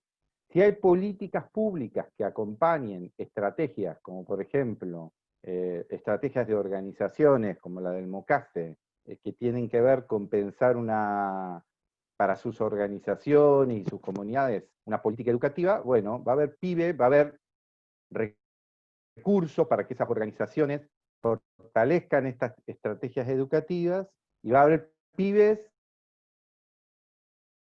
a terminar o a transitar sus ciclos de formación, o las tareas y acciones que tiene que hacer un pibe y una piba a su edad. Como que se juntan las dos cosas, se juntan una cuestión que tiene que ver con lo cultural, que hay que pensarlo, que hay que entenderlo, que hay que debatirlo con las organizaciones de la agricultura familiar y con las tradiciones de esas organizaciones. Y por otro lado, tiene que ver con, bueno, me parece que hay que forzar, arrancar políticas públicas que resuelvan problemáticas de los actores de la agricultura familiar para que menos pibe y piba tengan que hacer tareas de la agricultura familiar, como por ejemplo ir a hacer un trayecto de tantos kilómetros para ir a buscar agua. Sí, ¿puedo agregar algo a eso también? Sí, por supuesto. Creo que, digamos, una de las cosas también que trabaja el movimiento es con nuestra niñez, ¿no? Tenemos un espacio de la niñez a donde compañeras y compañeros trabajamos con la niñez tanto en la Universidad Campesina, en la Escuela de Agroecología o en los secretariados que son nuestras asambleas de la organización, tanto el MOCASE como el Movimiento Nacional Campesino Indígena, ¿no? Trabajamos a la par de los que trabajan nuestras compañeras y nuestros compañeros en estas instancias, y las comunidades también lo mismo, ¿no? Hace muy pocos días hemos sacado en todo esto de la pandemia, ¿no? Que juventudes somos los que vivimos en zonas rurales por el acceso, al no acceso de conexiones, ¿no? Que muchas de las tareas te mandan por internet, ¿no? Entonces, una de las cosas que ha hecho el movimiento es poder hacer cartillas y materiales y mandar a las comunidades para poder trabajar con nuestra niñez y con nuestra juventud, ¿no? Y el trabajo infantil, de lo que se llama trabajo infantil para las comunidades campesinas indígenas, nosotras lo vamos acompañando en el momento que nosotras, bueno, yo hablo desde que era niñez también, ¿no? Y que he vivido, que de hecho nací en el campo en el 90, para que mi madre me parió en la comunidad donde yo estoy, y que nosotras desde niñas siempre recordamos de lo que decía el compañero Martín, de decir, nosotras todos los días teníamos que ir a 3 kilómetros, 5 kilómetros a buscar agua en una zorra, ¿no? Con un tacho. Y que eso fue cambiando con muchas de las políticas que se han ido haciendo, bueno, especialmente en el gobierno de Néstor y Cristina, de aljibes, y que el movimiento, a través de la organización, hemos podido llegar a esos proyectos de Estado, ¿no? Poder hacer aljibe en los lugares, que eso en Santiago del Estero hemos podido como organización coordinar con el Estado y poder hacer en muchos lugares, que nos falta hacer en muchísimos lugares, pero en esa construcción vamos también, ¿no? Que tiene que ver con esto, ¿no? Con la esperanza de que hay un un mundo posible y que en muchos de los lugares estamos haciendo que ese mundo sea posible y defendiendo territorio para esto, ¿no? De decir, nosotras como Vía Campesina decimos que las campesinas y campesinos, las pescadoras artesanales, somos lo que vamos a enfriar el planeta, ¿no? Entonces, y que tiene que ver con esta construcción. Nosotras, no sé, digamos, tenemos un momento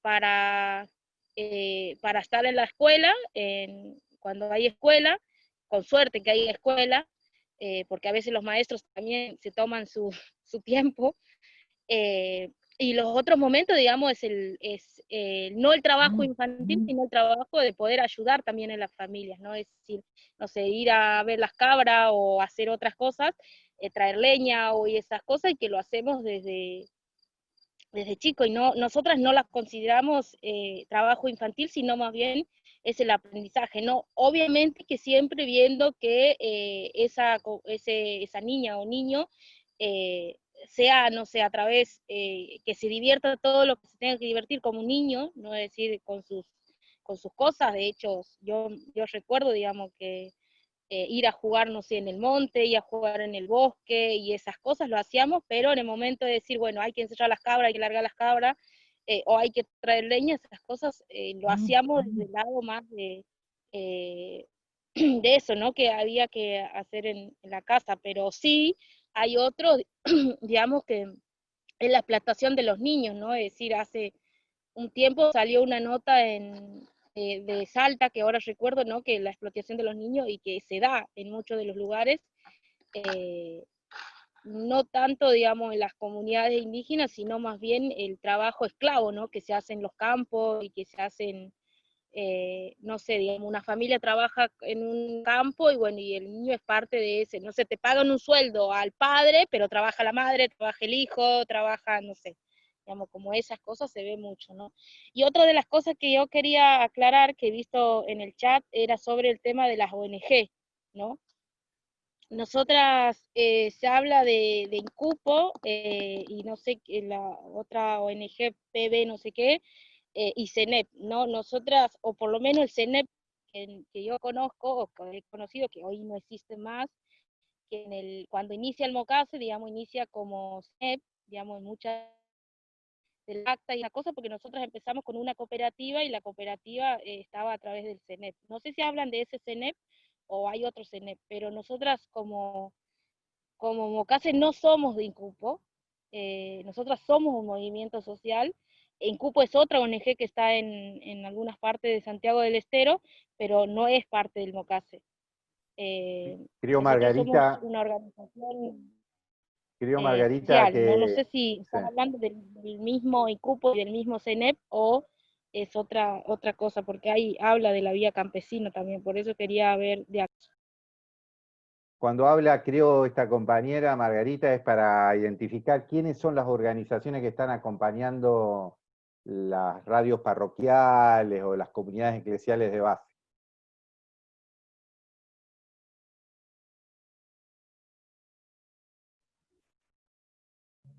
Sí, es en ese sentido, si no me equivoco.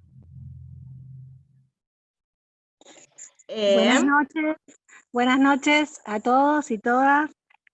Contestando, siguiendo el hilo de las respuestas a las preguntas que planteamos al inicio de las exposiciones, el relato de las organizaciones que se llaman ONGs de primera generación y que son las que en la década del 80 en varias provincias estuvieron vinculadas a la iglesia y al surgimiento y al acompañamiento de las organizaciones campesinas y los movimientos campesinos. Es en alusión al comentario que hizo Andrés cuando empezó a contar justamente de dónde surgen estas redes de FMs desde distintos lugares vinculados a la iglesia. O sea que el comentario va referido en realidad a la exposición de Andrés, y sí, Margarita hace alusión al mismo CENEP que mencionas vos, que con sede en Quimili estuvo vinculado al surgimiento de la vía campesina.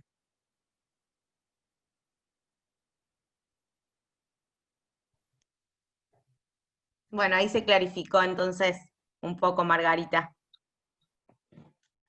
sobre el que vos planteabas. Sí, sí. Y tenés otro, a ver, no, Martín tiene otra pregunta.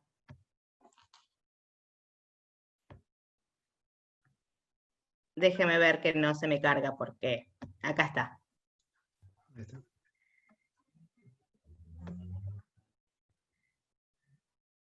Ay, se me fue la pregunta, Martín, ¿podés creer? Yo quería agregar un cachito nomás, cuando hablaba de Sí, las hasta que yo acciones, busque ¿no? la pregunta, Claro, gracias. viste cómo es la radio, ¿no? Ay, sí. A nosotros que no tenemos internet en la radio, cada vez que no puede cargar el teléfono, el otro mira y el frontón, viste, el que está del lado que opera y que conduce, digamos, tenés que tirar. Pero no, porque las Gracias. acciones, mira, acá una compañera está participando también, como oyente, veedora, no sé cómo, bueno, porque está en el Zoom, me acaba de mandar un flyer de a lo que obliga a la radio, ¿no?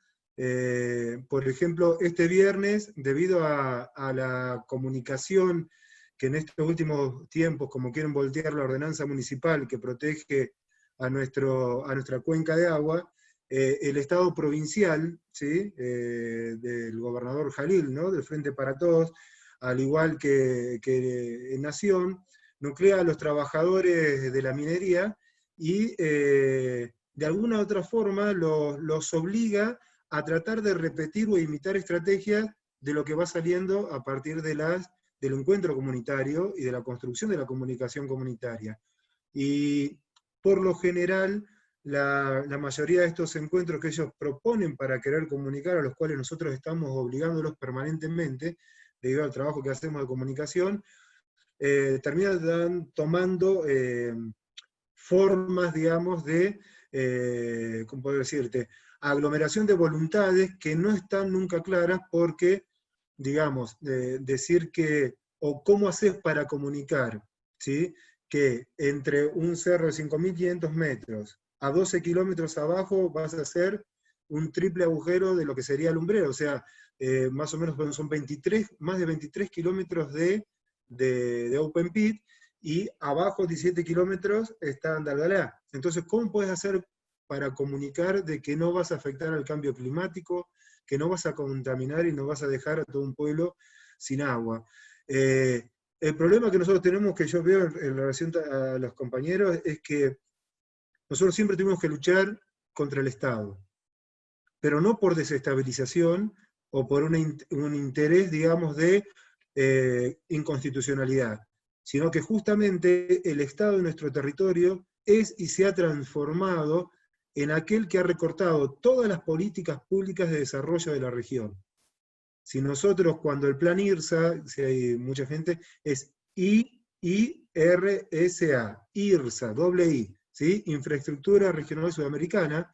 Ahí, si ustedes ven el mapa de los fuegos, el mapa de la soja, el mapa de la megaminería, el mapa del fracking, van a encontrar muy claramente cómo la mayoría de los protocolos que durante estos últimos 15 años se han puesto de seguridad por parte del Estado Nacional implica represiones sucesivas, ¿sí? Y sistemáticas, ¿sí? Nosotros tenemos compañeros de comunidades que han muerto, que han sido, tenemos prácticamente la mayoría están todos judicializados de la asamblea, ¿sí?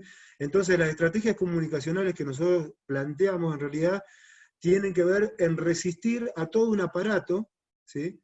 Que no solamente tiene a los transitivos trabajadores de la mega minería transnacional que le ponen un gazebo y los visten de verde, por ejemplo, sino que tenemos que luchar contra todo un aparato comunicacional.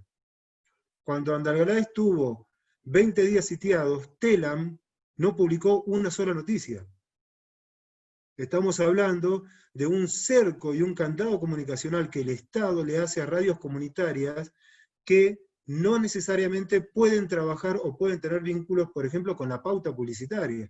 Nosotros no podemos de ninguna manera permitir que entre la pauta publicitaria del Estado, por más piola que sea, primero porque no tienen intención de traerlas, porque tienen intención de desalojarnos como siempre lo ha querido hacer. Y no son grupos privados, porque el Estado, yo me acuerdo había definiciones universitarias o cosas así, que decían justamente que estamos pasando de neo, creo que le decían, neoconservador, neoliberal, ¿no?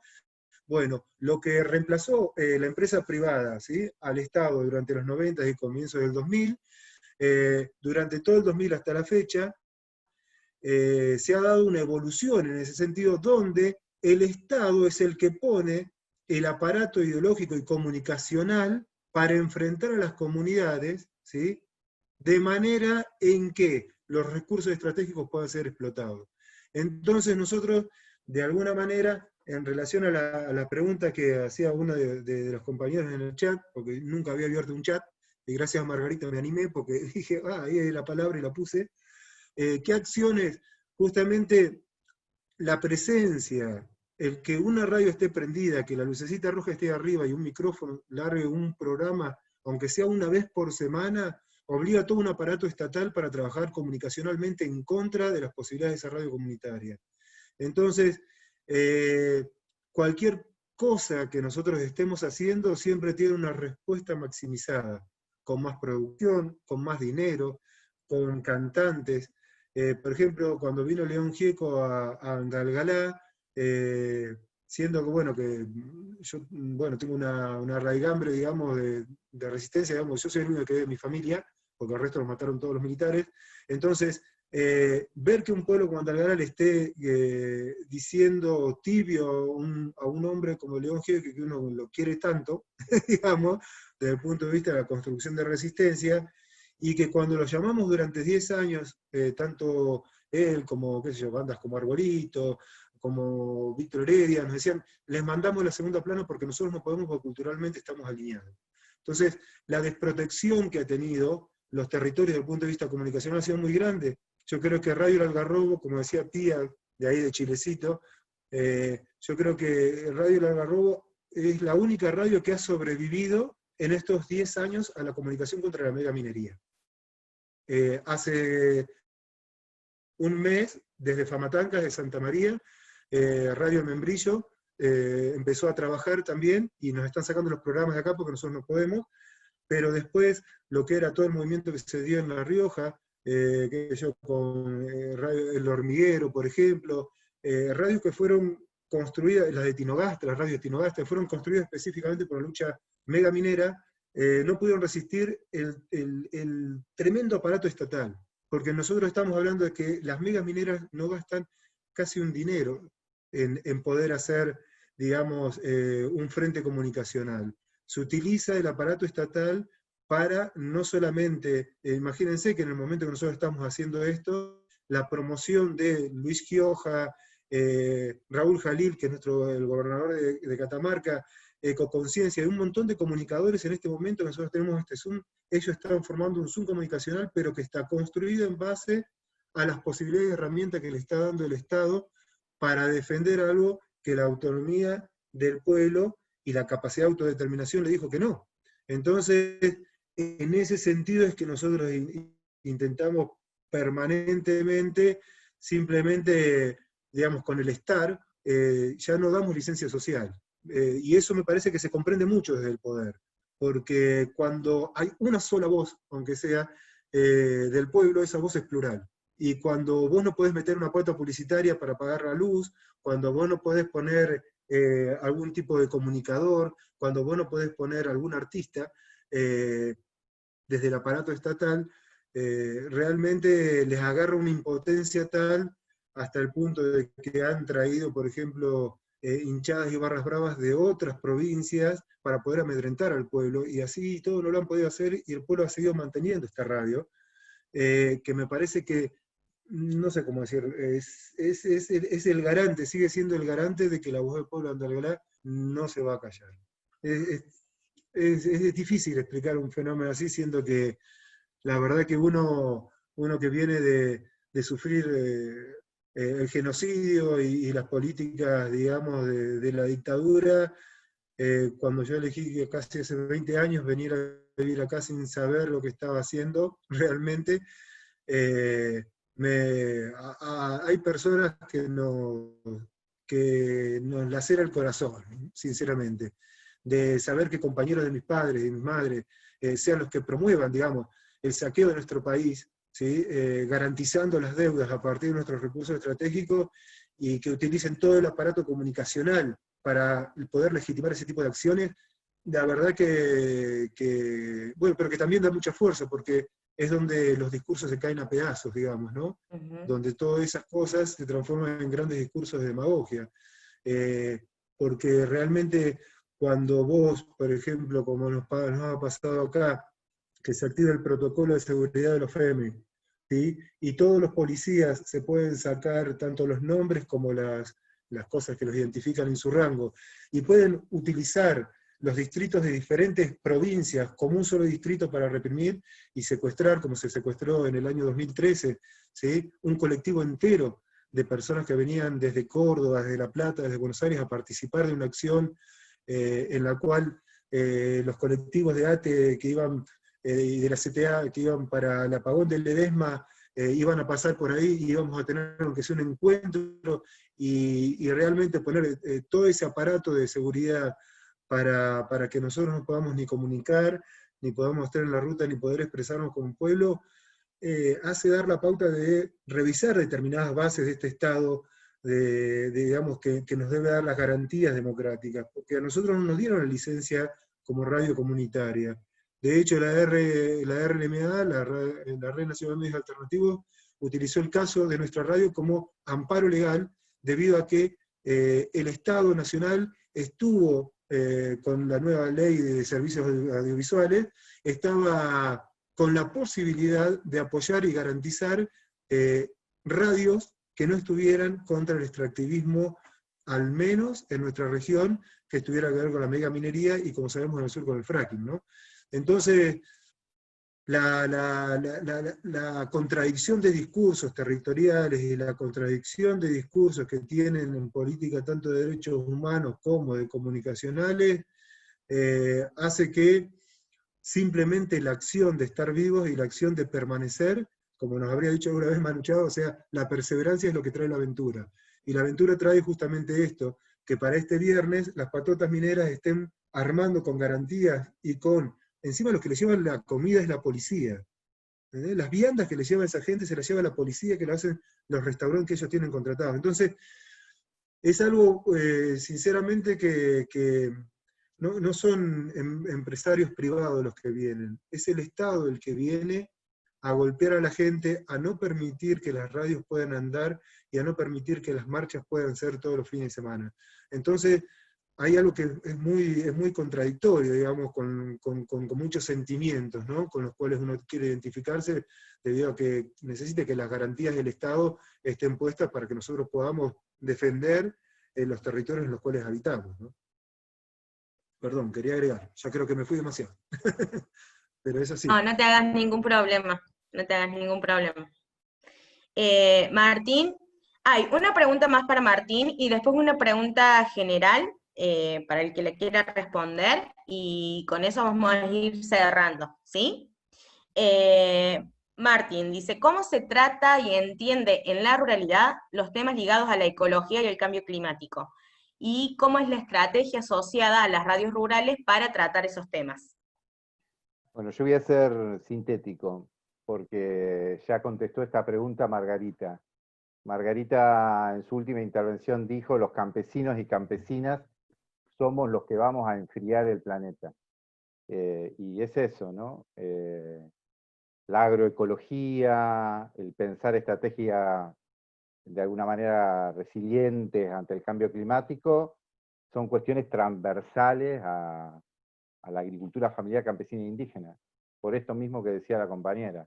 Porque desde ahí y desde ese modelo es donde hay un modelo que puede enfrentar los impactos y las consecuencias del cambio climático.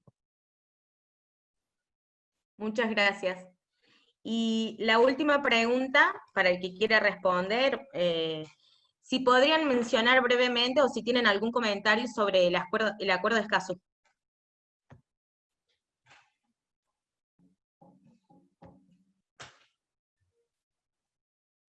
De vuelta, perdón. Si tienen algún comentario o alguna, digamos, mencionar brevemente el comentario o alguna opinión sobre el acuerdo de Escazú. Y yo, si querés, empiezo, te digo, porque nosotros estamos muy metidos con eso que tiene que ver, es un arma de doble filo.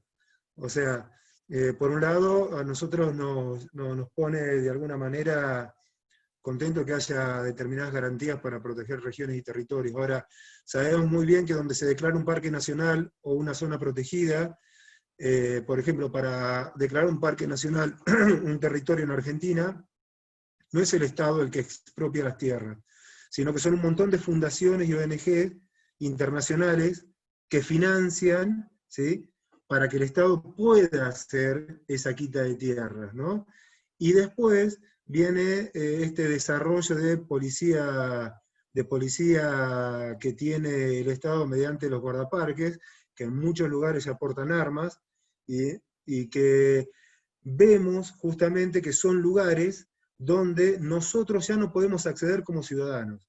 Son lugares que tienen reglamentaciones y estándares que no mente con las normas nacionales o regionales, por ejemplo en este caso la Argentina.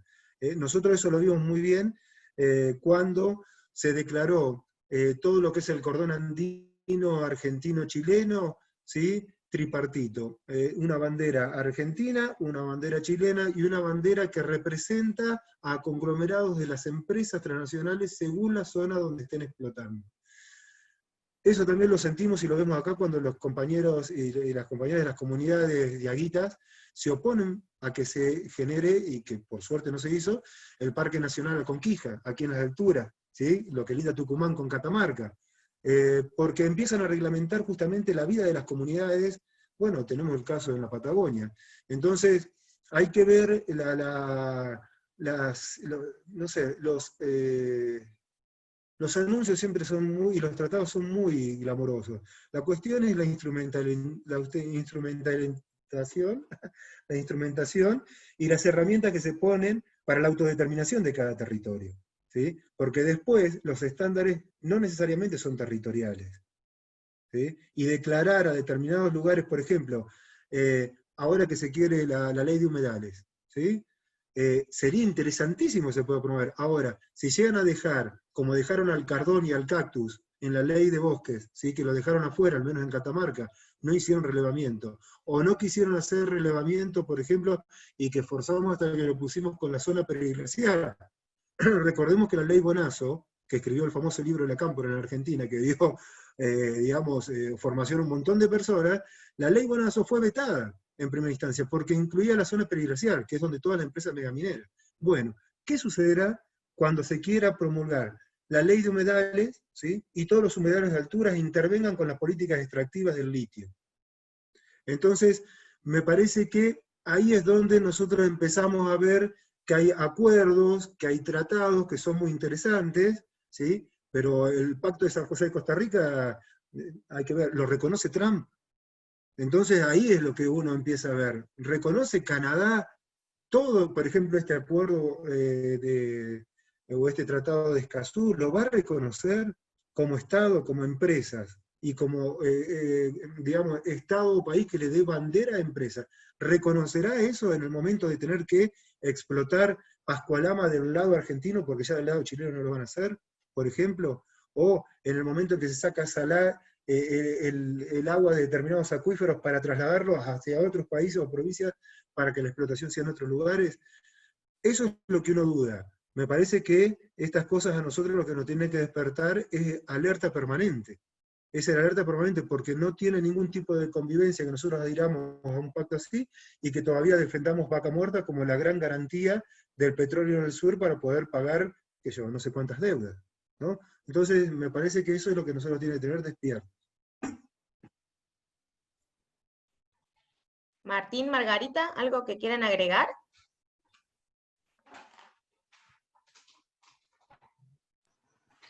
No, simplemente... Sí, Martín, adelante. Yo decía, Margarita, que de mi parte no. Ah, sí, yo iba a decir igual que nada, muchas gracias a todas, a todos, por, bueno, compartir estos momentos también de esta discusión, ¿no?, del tema de la red de radio, el tema del cambio climático.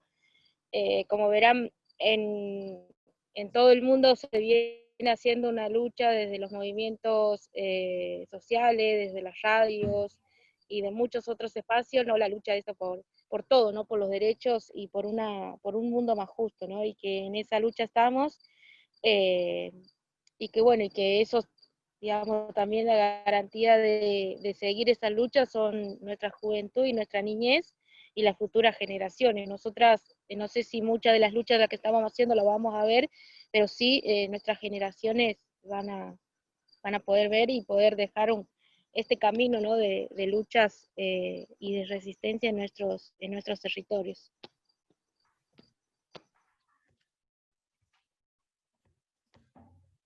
Bueno, de nuestra parte, no queda más que darle las gracias una vez más por sumarse a esta actividad que desde el proyecto de Acción Climática Participativa en particular y desde Fundación Plurales como en general propusimos, y ustedes muy gustosamente aceptaron y se la apropiaron, ¿sí? Recordarles que van a recibir sus certificados de participación y que también estaremos enviando como otra encuesta para que ustedes propongan cómo seguimos y en qué formato, decirles bueno, que se sepan escuchados, que así como este es producto de lo que ustedes propusieron en el anterior, el próximo encuentro va a ser producto de lo que propongan en esta oportunidad. Así que muchas, pero muchas gracias por este momento y hasta la próxima, ¿no?